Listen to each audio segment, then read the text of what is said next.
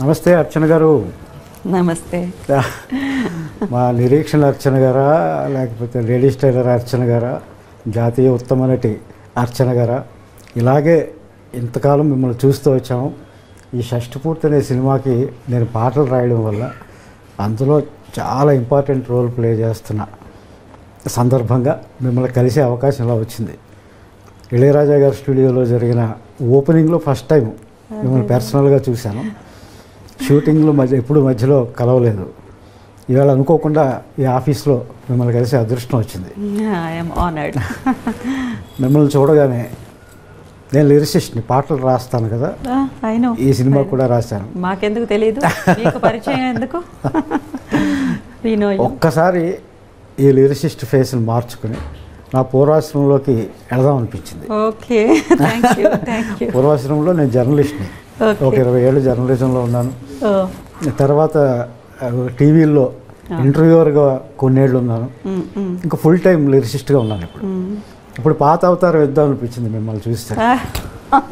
అయితే మిమ్మల్ని ఇంటర్వ్యూ చేయడానికి కాదు, మీతో కాసేపు కబుర్లు చెప్పుకొని మీ గురించి నేను ఏమేమి అనుకుంటున్నానో, నేను ఏమేమి తెలుసుకోవాలనుకుంటున్నాను, తప్పకుండా అవన్నీ కాసేపు మాట్లాడుకున్నాను. తప్పకుండా, ప్లీజ్. ఏం లేదు, అసలు మీరు తెలుగు అమ్మాయా, లేకపోతే తమిళ అమ్మాయా, లేకపోతే బెంగాలీ అమ్మాయా? మీరు బహుభాషా నటి, తెలుగు అద్భుతంగా మాట్లాడుతున్నారు. అన్ని లాంగ్వేజెస్ దాదాపు 7-8 భాషల్లో చేశారు మీరు. తెలుగు, ఇంకేమేంటండి? తెలుగు, తమిళ్, కన్నడ, మలయాళం, ఒరియా, హిందీ, బెంగాలీ, ఇంగ్లీష్ చేశాను. ఇంగ్లీష్, బెంగాలీ చేయలేదు. ఈ డౌట్ చాలామందికి ఉంది, అసలు నేను ఏ లాంగ్వేజ్ అనేది చాలామందికి ఉంది. అమ్మ మాత్రం ఆంధ్రప్రదేశే, కానీ 11th మంత్ బేబీగా నన్ను చెన్నైకి తీసుకొచ్చారు. We are migrated there. Almost Tamil కల్చర్కి, తమిళ్కి అలవాటు పడ్డాం. My mother is very particular about Telugu. So ఆవిడ వల్ల మేమంతా తెలుగు మాట్లాడడం. అది ఇప్పుడు మనగా మాట్లాడతారు. అవును, డెఫినెట్. మాకు తెలుగు అమ్మాయి, నిజంగానే తెలుగు అమ్మాయి. Thank you. చిన్నప్పుడు అంతా ఎలా గడిచింది మీకు? ఎందుకంటే చాలా ఎర్లీ ఏజ్లో మీరు యాక్టింగ్ వచ్చినట్టు. యాక్చువల్గా అసలు నేను ఆర్టిస్ట్ అవ్వాలనుకోలేదు. I want to become a professional dancer. నేను క్లాసికల్ డాన్స్ నేర్చుకున్నాను. ఏది? కథక్? నేను కథక్ నేర్చుకున్నాను, Bharatanatyam and Kathak and Kuchipudi, 3 dance forms నేర్చుకున్నాను. చిన్నప్పటి నుంచి డాన్సే నాకు అలవాటు. చాలా ప్రొఫెషనల్ డాన్సర్ అవ్వాలి అనేదే నా ఆలోచన అనమాట. ఎవరో ఉంటారు కదా, ఈ అమ్మాయి పళ్ళు బాగున్నాయి, కళ్ళు బాగున్నాయి, యాక్ట్ చేస్తే బాగుంటుందని అలా అలా చెప్పి I just entered in to cinema. ఆ లోపల ఫిల్మ్ ఇన్స్టిట్యూట్లో జాయిన్ అయ్యాను. అక్కడ విలియం గ్రీవ్స్ అని చెప్పేసి అని ఒక అమెరికన్ డైరెక్టరు ఒక వర్క్షాప్ చేశారు. నాజరు నేను క్లాస్మేట్స్. అప్పటికే నాజర్ ఛాంబర్ ఇన్స్టిట్యూట్లో చదువుకుని 6 years తర్వాత ఈ ఇన్స్టిట్యూట్కి వచ్చాడు.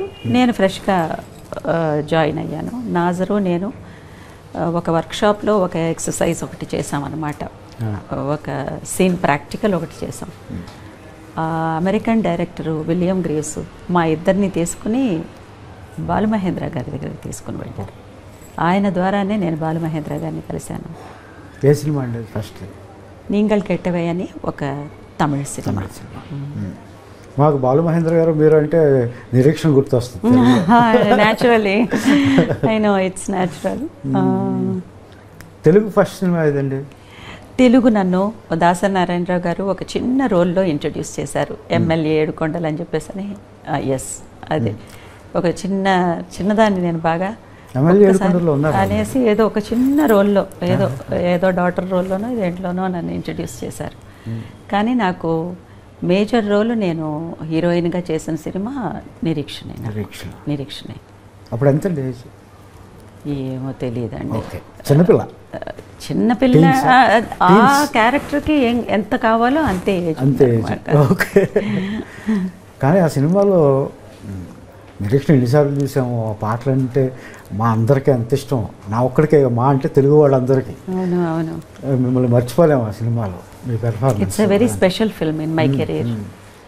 ఎలా ఆ సినిమా మీకు ఏం చెప్పారు బాలమహేంద్ర గారు? మీరు ఎలా ప్రిపేర్ అయ్యారు ఆ వయసులో ఆ క్యారెక్టర్కి? మలయాళంలో ఆయనే చేసిన సినిమా, మమ్ముటీను శోభన యాక్ట్ చేసిన సినిమా అన్నమాట. అది తెలుగులోకి చేస్తున్నప్పుడు ఆయన అన్నారు నాకు కొంచెం ఒక ట్రైబల్ గర్ల్ లాగా ఒకళ్ళు కావాలి definitely. And always people like బాలమహేంద్ర sir, Shaji ఎన్ కరుణ్, మధు అంబట్కారు, వీళ్ళందరికీ వచ్చేసేసి dusky skin, they have lot of passion for dusky skin. So ఆ రోల్కి తప్పకుండా దే నీడ్ సంబడీ లైక్ మీ అన్నారు. ఇక అందులో ఒక విషయం ఏంటంటే బ్లౌజ్ లేకుండా చేయడం అనేది ఆ రోజుల్లో అది బ్లౌజ్ లేకుండా సినిమా అంతా, కానీ సినిమా అంతా ఎక్కడా వల్గారిటీ లేదు. ఎక్స్పోజింగ్ చేయడం కోసం బ్లౌజ్ తీయించారు అన్నట్టు ఎక్కడ అనిపించదు. చాలా సహజంగా ఉంటుంది. అది చాలా పవిత్రంగా తీసుకెళ్లారు ఆ క్యారెక్టర్ని. మీకేమి లేదు, అది ఆ క్యారెక్టర్లో ఏదో ఆ పవిత్రతని మాత్రమే చూశాను నేను ఆ సినిమాలో, ఆ క్యారెక్టర్లో. అది నేను బాగా అట్రాక్ట్ అయ్యాను ఆ క్యారెక్టర్కి. క్యారెక్టర్ ఓకే, మనకు సినిమా షూటింగ్ అంటే ఇంత క్రూ ఉంటుంది, వాళ్ళ మధ్యలో మనం పెర్ఫార్మ్ చేయాల్సి ఉంటుంది. అప్పుడు మీరు డిస్కంఫర్ట్ ఏం ఫీల్ అవ్వలేదా? ఒక మంచి స్పిరిట్లో ఉన్న మనిషిని నేను. అప్పుడు కూడా చాలా చూస్ చేసుకుని ఒప్పుకుంటున్న టైం అన్నమాట, మూమెంట్ అది. నాకు ఏమీ అనిపించలేదు, ఆ రోల్ నేను చెయ్యాలి అనేది తప్ప నాకు ఇంకా వేరే ఏది నాకు నా మైండ్ని డైవర్ట్ చేయలేదు. అండ్ భయం అస్సలు వేయలేదు. ఐఎమ్ ఆల్వేస్ బోల్డ్. నేను రిపీటెడ్గా ఎందుకు అడుగుతుందంటే, మన శరీరానికి సంబంధించిన స్పృహ ఆడపిల్లలకి మరీ ముఖ్యంగా వచ్చే ఏజ్ అది. అవును, ఆ ఏజ్లో మీరు అలా పెర్ఫార్మ్ చేసినప్పుడు, అందుకే మీరు ఈరోజు నన్ను కూర్చోబెట్టి మాట్లాడుతున్నారు. అది ఒక హిస్టరీ క్రియేట్ చేసింది కదా. 300-400 సినిమాలు యాక్ట్ చేసిన హీరోయిన్స్ ఉన్నారు, చాలా సీనియర్ ఆర్టిస్ట్ ఉన్నారు. But still I'm remembered. Only ఒక 30 సినిమాలు కూడా దాటలేదు నేను ఈ 25-30 ఇయర్స్లో. But people speak about my films just because my films are little special. ఇన్ని భాషల్లో అవకాశాలు ఎలా వచ్చినాయి? ఒక సినిమా చూసి ఇంకో సినిమాలో రావడమేనా? 22 ఇయర్స్ లోపల 21 చాలా యంగ్ ఏజ్లోనే నాకు I'm 2 times national award winner. వీడు దాసి 2 సినిమాలకిను. అప్పుడు ఆ కేటగిరీ ఆఫ్ ఫిల్మ్స్ నాకు ఎక్కువ వచ్చాయి, ఆ అవకాశాలు ఎక్కువ. అలా ఆ film makers, realistic film makers, parallel cinema film makers, వీళ్ళందరూ నన్ను ఎక్కువగా they want me for their film అని అనుకునేవాడు. ఇంకొకటి ఏంటంటే, అలాంటి సినిమాల్లోకి నేను వెళ్ళడానికి ఇంకొక కారణం ఏంటంటే, I'm the next door woman, I'm the next door girl అనే పేరు వచ్చింది నాకు. అర్చన అనంటే వాళ్ళ ఇంట్లో ఒక అమ్మాయి, పక్కింటి అమ్మాయి, ఎదురింటి అమ్మాయి, ఈ ఇమేజ్ని సంపాదించుకోవడం చాలా కష్టం. I don't look like A star, I don't look like ఒక ఆర్టిస్ట్, ఫిల్మ్ ఆర్టిస్ట్ అనే ఇమేజ్ని బ్రేక్ చేసి I'm your person in your family, I'm your family member అనే ఇమేజ్ని నేను అడాప్ట్ చేసుకున్నాను. అది నాకు గ్లామర్తో కాకుండా కేవలం నటనతో, సహజత్వంతో, లుక్స్తో, ముఖ్యంగా లుక్స్తో అది అందరూ అట్రాక్ట్ అయ్యారు. మేకప్ ఉండేదా మీకు ప్యారలల్ సినిమాల్లో? మేకప్ ట్రైబల్ గర్ల్ అని అంటే ఇంకా కొంచెం డార్క్ ఇలాంటివి, కానీ మేకప్ పెద్ద నేను యూస్ చేయను. షష్ఠి పూర్తిలో కాస్త నేను మేకప్ వేసింది వచ్చి రూపేష్ బాబు, హీరో రూపేష్ వల్లే నేను కొంచెం లైట్గా వేసుకున్నాను. Because that child is almost his tone is like a rose flower, రోజా పూలాగా ఉంటుంది టోను. తనని చూసి సరే కొంచెం ఉండాలి అనుకున్నా, మళ్ళీ అది తగ్గించేశాను. 45 ఇయర్స్ ఏజ్ వస్తున్నప్పుడు 46 ఏజ్లో కొంచెం తగ్గించేశాను అనమాట. ఈ సినిమాలో రకరకాల ఏజ్లు ఉన్నాయి. తన వల్ల నేను కొంచెం అవుట్ ఆఫ్ ది వే వెళ్ళి కొన్ని చేయవలసి వచ్చిందనమాట. మేకప్ సైడ్ నేను ఎప్పుడు వెళ్ళను, అంత అవసరం అయితే అది కూడా చాలా తక్కువే. బికాస్ బాగా ఎక్కువ మేకప్ వేస్తే బాగోదు నాకు. I'm so aware of my plus and minus. నాకు ఏది ప్లస్ ఏది మైనస్ అనేది ముందు నేను తెలుసుకోవాలి కదా. So I know about it. మీరు ప్యారలల్ సినిమా, కొంతమంది ఆర్ట్ సినిమా అంటారు, దిగ్గజాల దగ్గర పనిచేశారు మీరు. ఇటు కమర్షియల్ సినిమాలు చేశారు ఎప్పుడైనా, అంతే. లేడీస్ టైలర్ లాంటి సినిమాలు అవును, ఎప్పుడైనా, చాలా రేర్. ఏంది మీరు కావాలని ఎలా చేశారా? లేక కావాలంటే నాకు ఇది సూట్ అయింది. ప్యారలల్ సినిమా కొంచెం సూట్ అయింది. And via media films suit అయ్యాయి నాకు.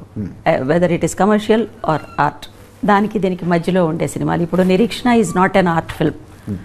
నిరీక్షణని మనం ఆర్ట్ ఫిల్మ్ అని పిలవకూడదు. Either it is not a completely commercial film, అది ఇన్ బిట్వీన్ ఫార్ములాలో ఉండే సినిమా. అది అలాంటి సినిమాలు ఎక్కువ చేశాను. ఎలా చూస్ చేసుకునేవారు? చిన్నప్పటి నుంచి మీరేనా? నేనే చూస్ చేసుకునేదాన్ని. నాకు పెద్ద ఇంటర్ఫెరెన్స్ లేదు. నన్ను ఎవరు ఫోర్స్ చేసేవాళ్ళు ఎవరూ లేరు. నాకు నచ్చినవి మాత్రమే చేసుకుంటూ వచ్చాను. ఎందుకో వెళ్ళి ఏదైనా వర్కౌట్ అవ్వకపోతే చాలా ఇబ్బంది పడి ఎలాగో ఫినిష్ చేసేసి వచ్చేసేదాన్ని, అంతే. So there is no interference. సినిమాల్లో ఇలా యాక్ట్ చేసేటప్పుడు ఏమైనా ఇబ్బందులు ఉండేవా? ఏమీ ఇబ్బంది, ఆడపిల్లగా ఏమీ లేదండి. నాకు ఏ ఇబ్బంది లేదు అసలు. అలా మాట్లాడే అవకాశమే లేదు. ఒక్కరోజు 2 రోజులు ఒక డిస్కంఫర్ట్ ఏదన్నా ఉండేది. థర్డ్ డే నుంచి అర్చన ఇలాంటి మనిషి అని తెలిసిన వెంటనే నాకే అందరూ అడాప్ట్ అయ్యేవాడు. అది నాకు ఇప్పటివరకు అది కంటిన్యూ అవుతుంది. ఒక్కరోజు మాత్రమే రూపేష్ బాబుకి, తర్వాత ఆకాంక్షకి నేను వచ్చేసేసి ఆర్టిస్ట్ని. తర్వాత they treated me like their own mother. So ఇది నాకు ఎప్పుడూ ఉంది, ఈ రెస్పెక్ట్ నాకు ఎప్పుడూ ఉంది. సో ఎక్కువ సమస్యల్లో నేను ఎప్పుడు మునిగిపోలేదు పర్సనల్ లైఫ్లో. Definitely I have a smooth life regarding that angle. ఈ సినిమాకి ఒప్పుకోవడానికి కారణం ఏంటండి? చాలా గ్యాప్ తీసుకున్నారు మీరు. అవును, గ్యాప్ తీసుకుని తెలుగులో, అవును, పైగా మీ లేడీస్ టైలర్ కాంబినేషన్లో, కాంబినేషన్లో అదే లేడీస్ టైలర్ కాంబినేషన్ అనేది డైరెక్టర్ పవన్ ప్రభ, రూపేష్ చౌదరి ఇద్దరూ వచ్చి చెప్పిన తర్వాత కానీ నాకు తెలీదు. ఏదో ఒక కమిట్మెంట్ ఉన్న సినిమా, చాలా ప్యాషన్తో చేస్తున్నారు. అది డైరెక్టర్కి ప్యాషన్ ఉండడంలో తప్పులేదు, డైరెక్టర్కి కమిట్మెంట్ ఉండడంలో తప్పులేదు. కానీ డైరెక్టర్ డ్రీమ్ అది అయ్యి ఉంటుంది ఒక్కొక్కసారి, ఇలాంటి సినిమా చేయాలి అని చెప్పి. కానీ ఒక ప్రొడ్యూసర్కి ఇలాంటి ప్యాషన్ ఉండడం, ప్రొడ్యూసర్ కూడా ఒక కమిట్మెంట్ ఉండడం, అందులో ఈ రోజుల్లో పైగా తనే యాక్ట్ చేస్తూ ఈ ఈ ఈ ప్యాటర్న్లో ఒక సినిమా చెయ్యాలి అని అనుకుని అప్రోచ్ చేయడం అనేది నాకు చాలా వెరైటీగా అనిపించింది. అది ఇది లో బడ్జెట్ సినిమా కాదు, దిస్ ఇస్ నాట్, చాలా ఖర్చు పెట్టి తీసిన చాలా. Definitely the budget is very high. Because అది ఎందుకు అలా జరిగిందంటే producer and actor also Rupesh Chaudhary ఏ విషయంలోనూ కాంప్రమైజ్ అవ్వలేదు. Whatever we want and everybody wants, he has provided everything to us. Only our job is just to come and perform and leave. So మా అందరి mind అంత ఫ్రీగా, అంత ప్లెసెంట్గా ఉంచారు. అది ఎంత తన ప్రేమ, తన అభిమానం, తన ఇష్టం, తన ప్యాషన్ సినిమాకి మీద ఉన్నటువంటిది బాగా ఎక్కువ కనిపించింది. సో న్యాచురల్లీ ఇలాంటి ఐడియాతో ఉంటున్న ఒకళ్ళకి అలా ఒకళ్ళు వస్తున్నప్పుడు naturally they will become close to our heart కదా. That's how it happened. టీంలోకి అలా వచ్చారు. అవును, అవును. ఇక ఇళయరాజా గారు ఉన్నారు, తోటాతారిణి గారు ఉన్నారు. సో ఈ కాంబినేషన్ అనేది కొంచెం it is looking something really special. పైగా మీకు ఇళయరాజా గారితో ప్రీవియస్ సినిమాలు పనిచేసిన నా ఎక్స్పీరియన్స్ ఫస్ట్ సినిమా నుంచి ఆయన సూపర్ హిట్ సాంగ్స్ వచ్చినాయి అవును మీ మీద. అవును అవును అవును. ఈ సినిమాలో పాటలు ఎలా ఉన్నాయండి? అద్భుతంగా ఉన్నాయి. We are very very happy with your lyrics. I'm so happy and I'm really I want to congratulate you for that, thank you. For working with మా ఇసై జ్ఞాని మాస్ట్రో ఇళయరాజా గారితో ఫస్ట్ సినిమా మీరు చేశారు. నాకు ఫస్ట్ సినిమా అండి. మీరు ఫస్ట్ సినిమా చేశారు. ఈ సినిమా చేస్తుండగానే ఆయన రెండో సినిమా కూడా ఇచ్చారండి నాకు. Very sweet anyway, God bless, congratulations to you. చాలా బాగుంది, చాలా ప్లెసెంట్గా ఉన్నాయి పాటలు. చాలా మీ గురించి చెప్పాలా? అయ్యో, నేను ఒక్కనే కదండి, ఇందులో రెహమాన్ గారు 2 పాటలు రాశారు, లిరిసిస్ట్ రెహమాన్ గారు. అదే అదే అండ్ కీరవాణి గారు ఒక పాట రాశారు. అవును, విన్నాను. I know about it. అద్భుతమైన పాట అది కూడా. నా పాట కన్నా ఆయన రాసిన పాట ఎక్కువ ఇష్టం. అది ఎప్పుడు మన సెల్ఫ్ క్రిటిసైజము, సెల్ఫ్గా అది అది అది మనం మాట్లాడతాం తప్పకుండా.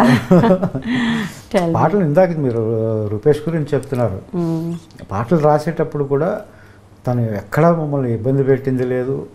నాకు కావాల్సిన ఫెసిలిటీస్ నేను తిన్నామో లేదో అన్నీ పట్టించుకునేవాడు. వచ్చి కూర్చుని విషయాలు తెలుసుకునేవాడు. Is a very good learner. నేర్చుకునేవాడు. నేను ప్రొడ్యూసర్ని, నేను హీరోని అని ఎప్పుడూ లేడతాను. అందుకని నాకు అయితే సొంత కొడుకులాగా ఫీల్ అవుతుంటాను. He looks like a common man. అవునండి. ఈ రోల్ కూడా తనకి బాగా సూట్ అయింది. చాలా ట్రాన్స్ఫర్మేషన్ ఉంది, చాలా డిఫరెంట్ డైమెన్షన్స్ ఉన్నాయి ఈ రోల్లో కూడా. తను చాలా హార్డ్ వర్క్ చేశారు, బాగా హార్డ్ వర్క్ చేశారు. As an artist I could feel. Back the screen ఎలా ఏమిటి జరుగుతున్నాయి, ఫ్రంట్ హౌ హీస్ అనేది క్లియర్గా అర్థమవుతుంది. ఫస్ట్ టైం చూసినప్పుడు ఉన్న రూపేష్కిను, మధ్యలో చూసినప్పటికీను, తర్వాత ఎండ్ ఆఫ్ ద టైమ్ పీరియడ్లో చూసినప్పటి రూపేష్కిను, ఇప్పుడు చూస్తున్న రూపేష్కిను సంబంధమే లేదు. సినిమా ఆ జర్నీ స్టార్ట్ అయిన వెంటనే అలా మెల్లమెల్లగా టువర్డ్స్ క్లైమాక్స్ వస్తున్నప్పుడు హీఈస్ అన్ యాక్టర్. అది వచ్చేసింది తనలో. ఒక ప్రొఫెషనల్ యాక్టర్ యొక్క ఇది వచ్చింది తనలో. I'm so happy as an artist also. మీ కొడుకుగానే ప్రవేశించారు ఇండస్ట్రీలో. God bless the child. అలాగే పవన్ ప్రభా డైరెక్టర్. భయం లేదా మనిషికి? ఎంతటో అన్ని పై స్థాయిలోనే ఆలోచిస్తూ ఉంటాడు. అవునవును. తనేమో కింద స్థాయిలో మిడిల్ క్లాస్ లాగా ఉంటాడు. తన పేరే చూడండి, పవన్. అతను అసలు పేరు పవన్ సుందర్. అవును, సుందర్ పవన్. అది వాళ్ళ మదర్ పేరు ప్రభావతి. అదే అదే అదే విన్నాను. తన పేరు చివర పెట్టుకుని అక్కడ తెలిసిపోతుంది తను ఒక మంచి విషయం చెప్పారు డైరెక్టర్ పవన్ ప్రభా. అదేంటంటే, అమ్మ, ఒక మదర్గా ఒక ఆర్టిస్ట్ని మనం పెట్టుకున్నామంటే హీరో పక్కన ఉండంగా అందంగా కనిపించకూడదు. హీరోకి తన మదర్ లాగానే కనిపించాలి. తను లవర్గా ఉన్నప్పుడు లవర్ పక్కన మాత్రమే వచ్చి లవర్ లాగా కనిపించాలి. ఆ మాట చాలా చాలా ఆహార్యానికి సంబంధించి అది చాలా సీరియస్ అయినటువంటి మాట అది. ఎందుకంటే నిజమే, చాలా గ్లామరస్గా, చాలా అందంగా, ఇంకా తల్లే ఇలా ఉంది అనేది చూపించడం కాదు, తల్లి తల్లిగానే చూపించాలి. To her son she is just a mother. I'm happy about that. చాలా తృప్తిగా అనిపించింది ఆ మాట నాకు. పిరవి గురించి చెప్పండి. అది ఇంటర్నేషనల్గా బాగా పాపులర్ అయిన సినిమా కదా అది. పిరవి డైరెక్ట్ చేసిన షాజీ ఎన్ కరుణ్ గారు.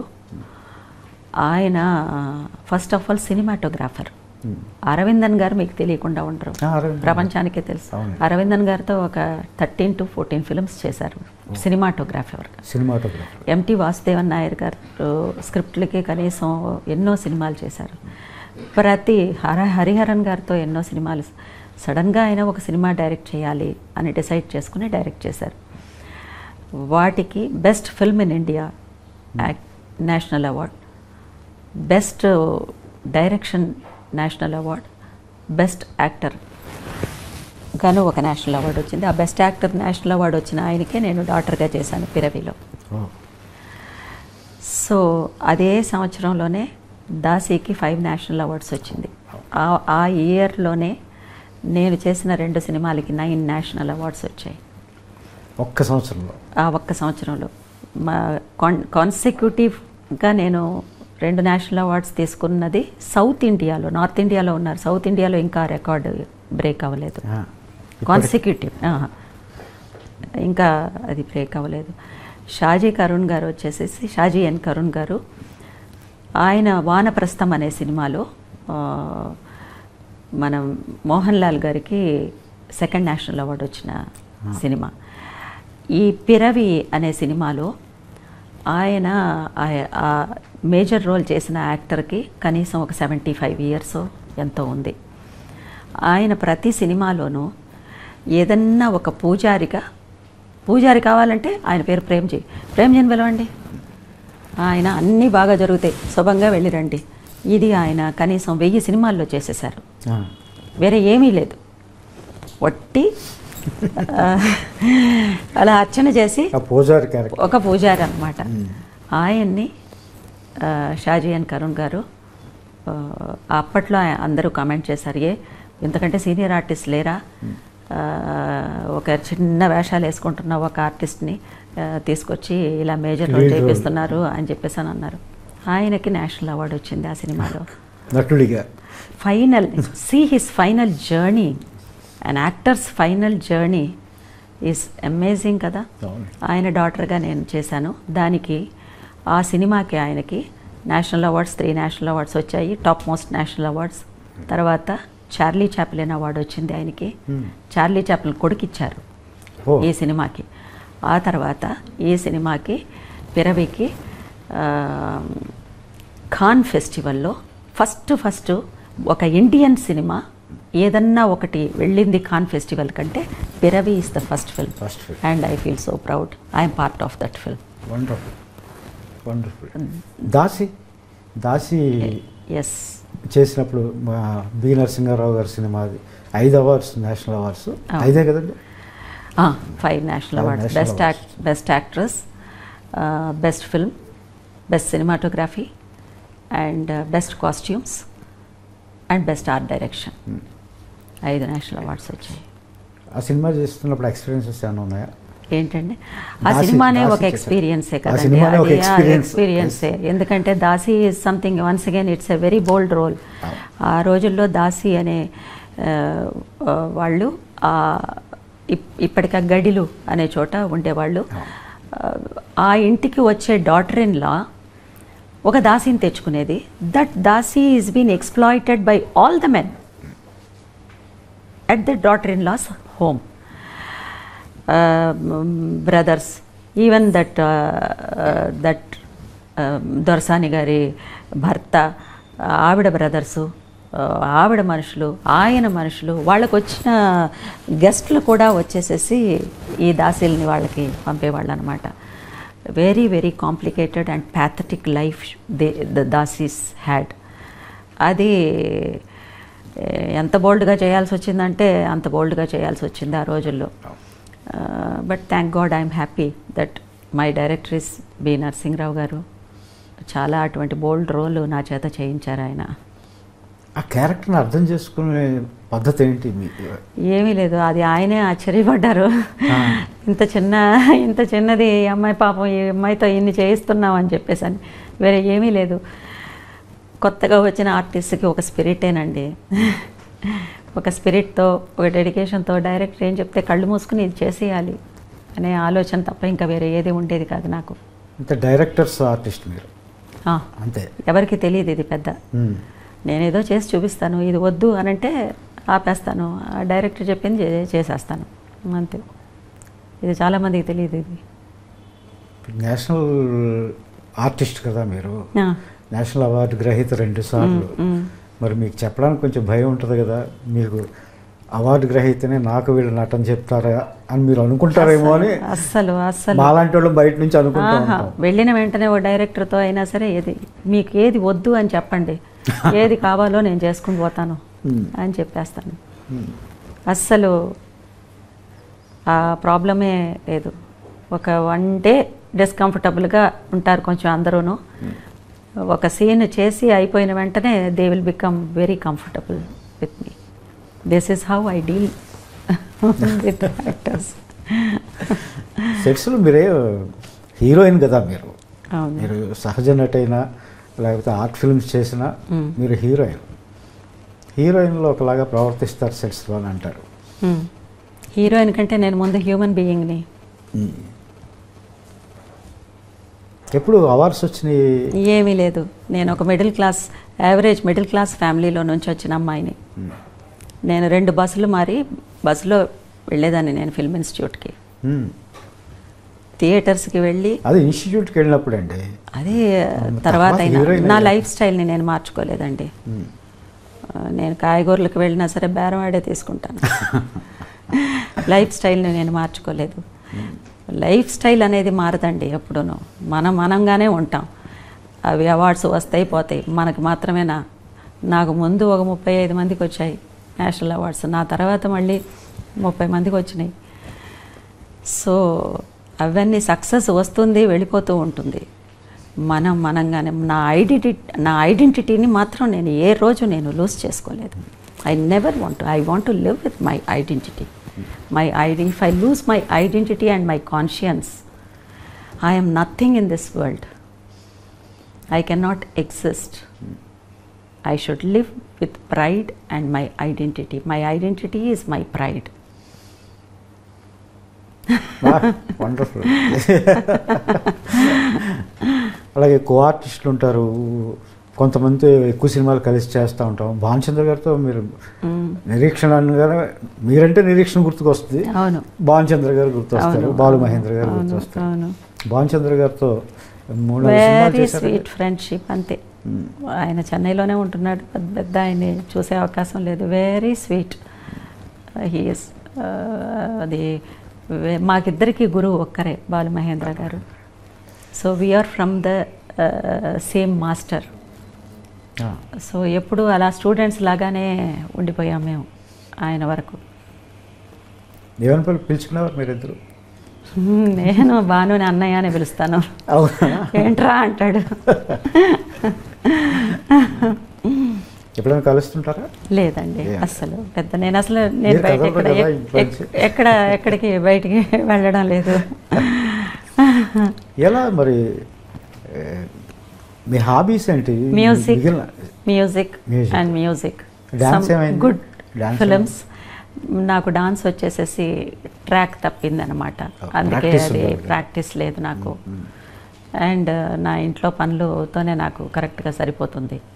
ఇప్పుడు ఒక 2-3 ఇయర్స్కి వర్క్ చేద్దాం అని చెప్పేసి నేను నిర్ణయం తీసుకున్నాను. అందుకే మళ్ళీ వర్క్ చేస్తున్నాను తమిళ్లో. Already I'm little busy in Tamil.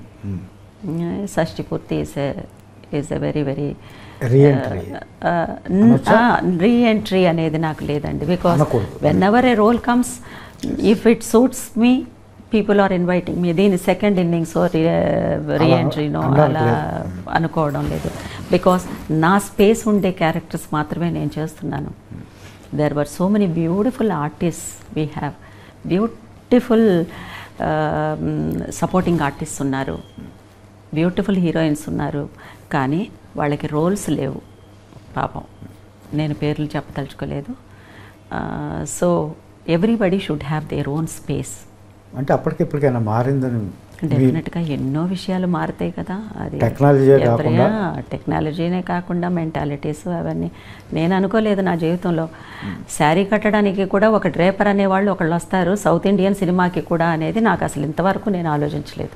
ఎవరికి వాళ్ళకి చీర కట్టుకోవడం చక్కగా అదే కట్టుకుంటారు. శారీ కట్టడానికి కూడా ఒక డ్రేపర్ వస్తారు ఒక రోజుకి, అది కూడా జరుగుతుంది అనేది నాకు అది ఒక బ్రేకింగ్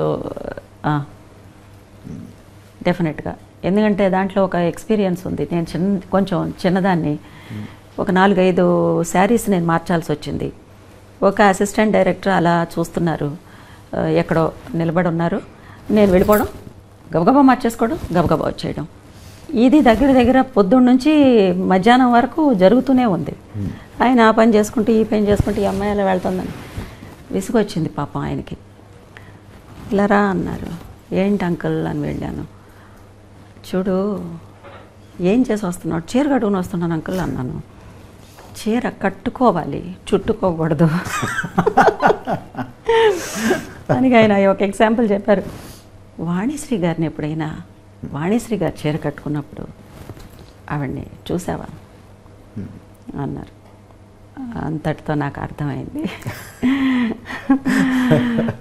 ఆవిడ అంత అందంగా ఎలా కట్టుకుంటాం? ఆవిడ ఒక శిల్పానికి ఒక చీర కట్టినట్టుగా ఉంటుంది, ఒక స్టాచ్యూకి ఒక చీర కట్టినట్టు ఉంటుంది. అంత అందంగా లేకపోయినా కట్టడం నేర్చుకోవాలి అని ఆ మాట చాలా సీరియస్గా తీసుకుని నేను శారీ కట్టడం నేర్చుకున్నాను. కానీ ఈ రోజుల్లో శారీ అనేది కూడా కట్టడానికి ఒక శారీ డ్రేపర్ అనేవాళ్ళు ఒకళ్ళు వస్తారు అనేది నాకు అది షాకింగ్. అది కొంచెం I'm not commenting anybody, but it's a shock to me. Commercial సినిమాల్లో కాస్ట్యూమర్స్ వాళ్ళు చీరలు కట్టేవాళ్ళు కదండి. ఎంతో పీరియడ్ ఫిల్మ్స్ లాంటివి వస్తున్నప్పుడు, అలాంటివి వస్తున్నప్పుడు ఒకే ఒక అసిస్టెంట్, మా హెయిర్ డ్రెస్సర్ ఎవరో ఉండేవాళ్ళు, వాళ్ళు హెల్ప్ చేసేవారు. అంతేగాని no no no no no no not at all. ఏదన్నా బిగినింగ్లో ఏదన్నా ఉండేదేమో మనకు తెలియదు. చీర కట్టు బొట్టు ఇష్టమైన మీరు, నగల పట్ల ఏమి వ్యామోహం లేదా? ఎందుకు అడుగుతున్నా. ఎందుకు? ఆడవాళ్ళంటే నగలంటే ఇష్టపడతారు తప్పకుండా. నగలు అనేది చాలా ఇంపార్టెంట్ కదా. It is always important. The jewellery is very very important. చాలా జ్యువెలరీస్కి చాలా సైంటిఫిక్ రీజన్స్ ఉన్నాయి. ఇప్పుడు ఆడవాళ్ళు మెట్లు పెట్టుకుంటే దానికి ఒక సైంటిఫిక్ రీజన్ ఉంది, పట్టాలు పెట్టుకుంటే దానికి ఒక సైంటిఫిక్ రీజన్ ఉంది. సో ఆది కాలం నుంచి కూడా ఇట్ స్టార్టెడ్ ఫ్రమ్ గాడెస్, అమ్మవార్ల దగ్గర నుంచే స్టార్ట్ అయింది ఆ కల్చరు. సో అది నేను పెద్ద తప్పన్ను. నగలంటే ఇష్టమే, వేసుకుంటాను, బాగానే వేసుకుంటాను నేను. ఆర్ట్ సినిమాల్లో చేసేటప్పుడు, కమర్షియల్ సినిమాల్లో చేసేటప్పుడు నటిగా ఏం డిఫరెన్స్ ఉంటుందండి? అన్నీ డిఫరెంట్గానే ఉంటాయి, అన్నీ డిఫరెంట్గానే ఉంటాయి. కల్చరు, ఏ కల్చర్లో వెళ్తున్నామో ఆ కల్చర్కి అడాప్ట్ అయ్యి ఉండాలి.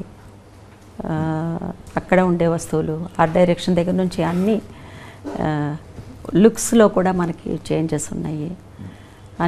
అన్ని డిఫరెన్సెస్ ఉన్నాయి. That's why they call realistic film and this is commercial film. అది. మీ అసలు పేరు ఏంటి? సుధా. సుధా ఎలా అర్చన అయ్యారు? ఇది చాలా మంచి ప్రశ్నే. ఏదో ఒక రోజుకి నేను చెప్పాలనుకున్నాను. నేను వచ్చేటప్పటికి జయసుధ అక్క చాలా పాపులర్ యాక్టర్, మా అందరికీ పెద్ద ఇన్స్పిరేషన్ అన్నమాట. అసలు ఇక తెలుగు సినిమాకైతే she is an angel. So naturally ఆవిడని అందరూ జయసుధ అక్కనే సుధా అనే పిలుస్తూ ఉండుంటారు. నేను సుధా అనే పేరే బాగుంది కదా, మనం పెట్టిన పేరు వచ్చేసేసి మార్చుకోవద్దు అని మా అమ్మ ఫీల్ అయింది. తర్వాత బాలు మహేంద్ర గారి దగ్గరికి వెళ్ళి ఆయన అన్నారు, ఈ పేరే బాగుంది, సుధా అని ఉంటే చాలు మనకి అని అన్నారు. లేదు, తెలుగులో తమిళ్లో కూడా జయసుధ అక్క చాలా చాలా పాపులర్. అంత పెద్ద important artist in Indian cinema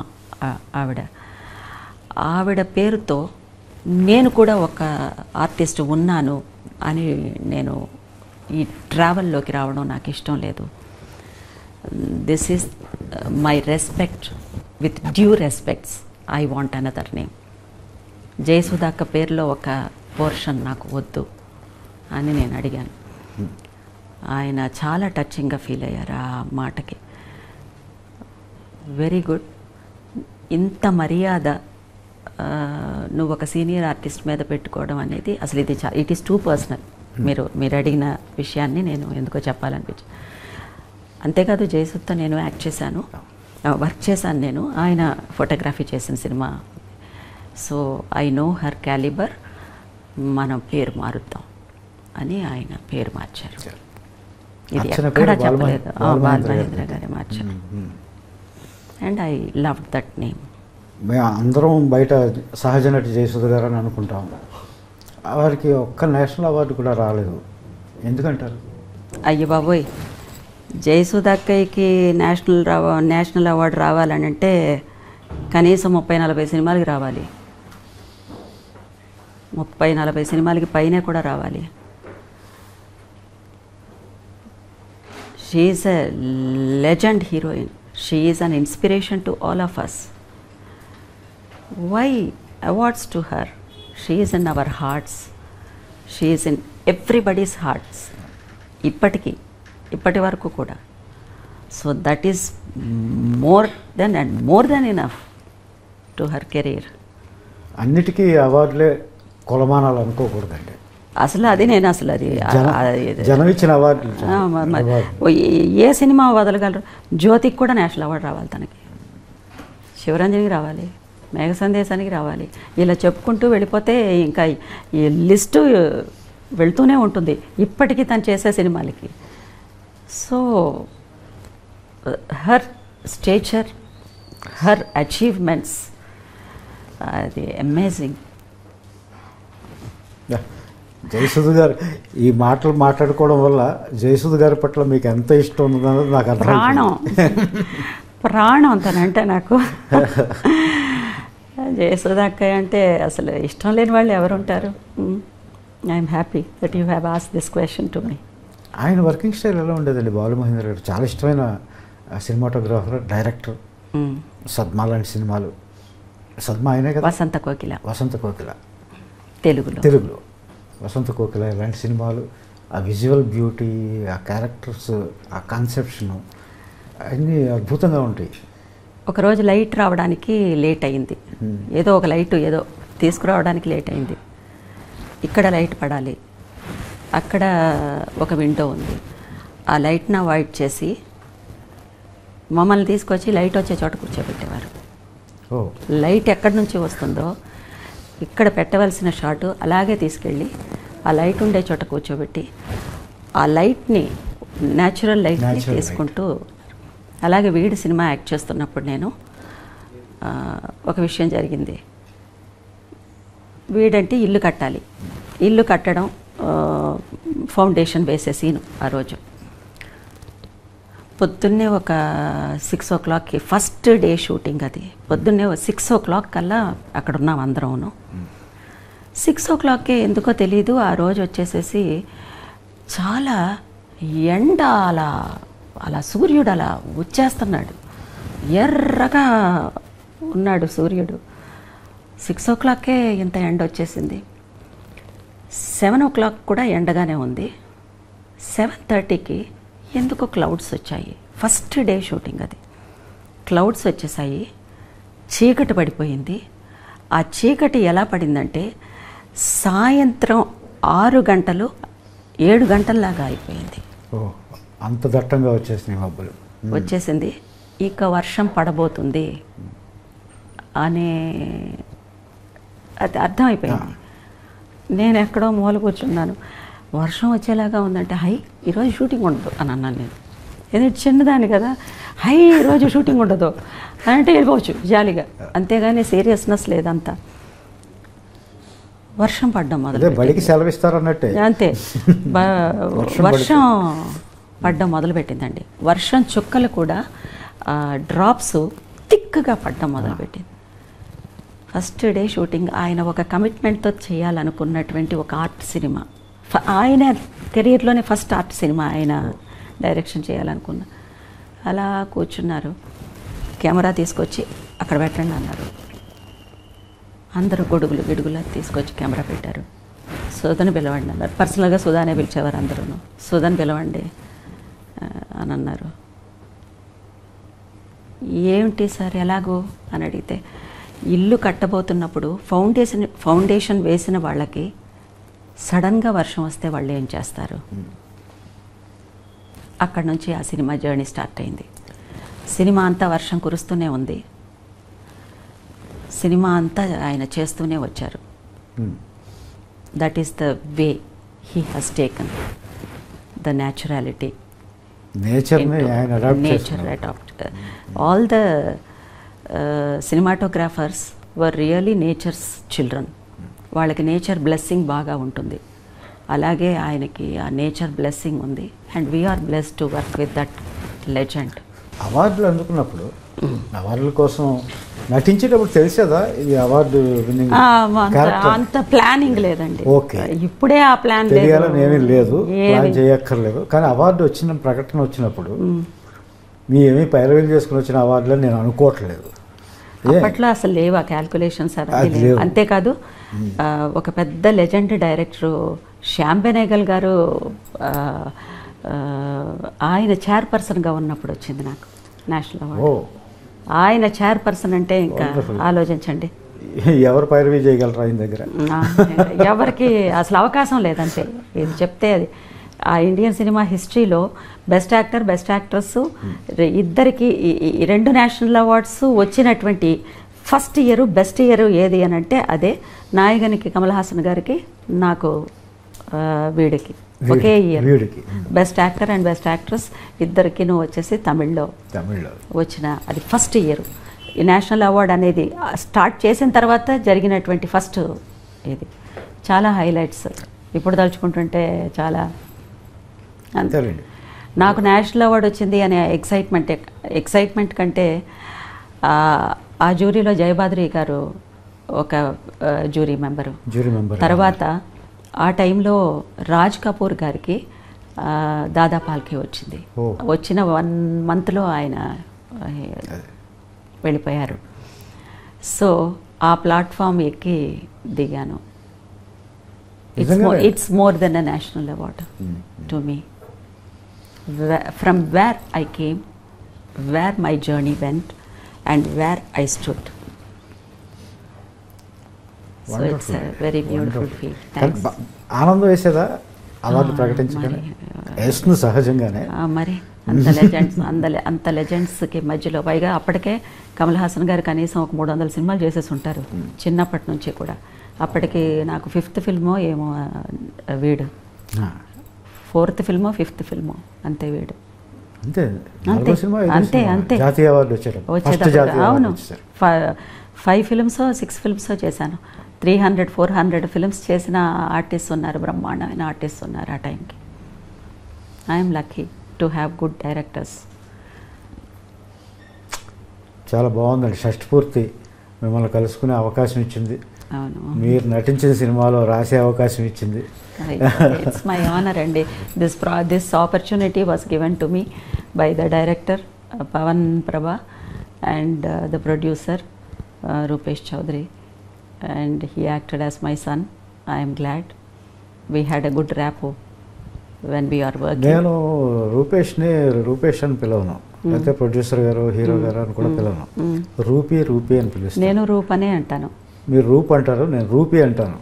ఈ సినిమా చాలా క్వాలిటీతో దిగ్గజాలు లాంటి టెక్నీషియన్స్ని పెట్టి, మీలాంటి నటులను పెట్టి తీశాడు ఆయన. చాలా ఖర్చు పెట్టాడు. మా రూపీ వస్తే బాగుంటుంది, మీరు దీవించండి. I always bless my children. I always bless my son. Definitely he is more than my son. My very very best wishes to my child. And ఇది మాత్రమే కాదు, తన ప్యాషన్ వచ్చేసేసి యాక్టింగ్. తను కొన్ని సినిమాలు చేయాలి, తనకి మంచి అవకాశాలు రావాలి, మంచి సినిమాలు తను యాక్ట్ చేయాలి. Basically that is his passion. His passion should happen. అంటే రూపేష్ అంటే ప్రొడ్యూసరు, హీరో ఇవన్నీ మర్చిపోయారు మీరు. కొడుకు అయిపోయాడు మొత్తం. Yes, I'm happy. రూపీ